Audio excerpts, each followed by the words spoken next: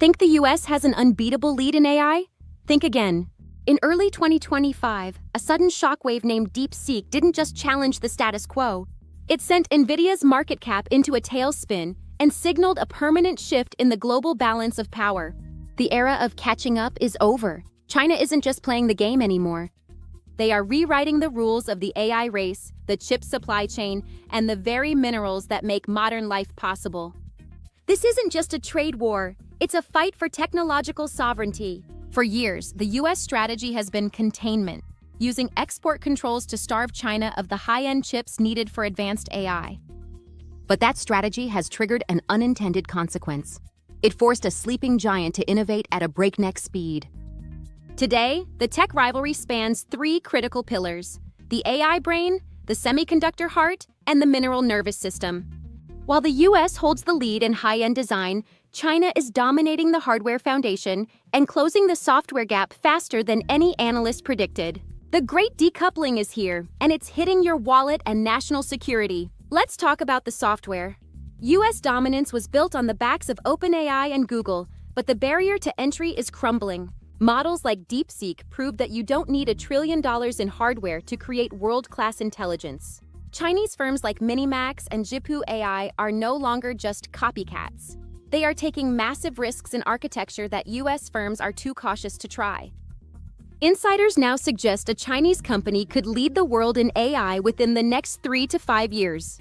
The US has the first mover advantage, but China has the industrial scale execution. Washington's sharpest weapon has been the ban on EUV, extreme ultraviolet lithography machines. Without these, you can't make the world's smallest, fastest chips. But desperation breeds innovation. China is now pouring record R&D into domestic lithography prototypes, aiming to bypass Western patents entirely. While US lawmakers frame this as a moral and strategic contest, the economic reality is a bifurcated tech world. We are moving toward two distinct ecosystems, a US-led West and a China-centric East. Here is the US's Achilles heel, minerals. China controls the lion's share of rare earths and critical minerals, essential for everything from F-35 fighter jets to your EV's battery. While the US excels in robotics and software, China leads in 37 out of 44 critical technology categories.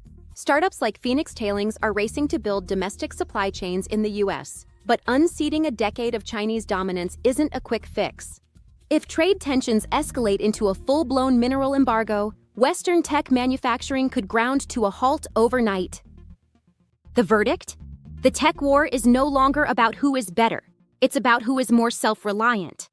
For the North American investor, this means extreme volatility in tech stocks and a mandatory diversification away from single-source dependencies. For policy watchers, it's a race against the clock to reshore manufacturing before the next DeepSeek event happens. The gap is closing, the walls are going up, and the winner will be whoever controls the supply chain from the dirt in the ground to the code in the cloud.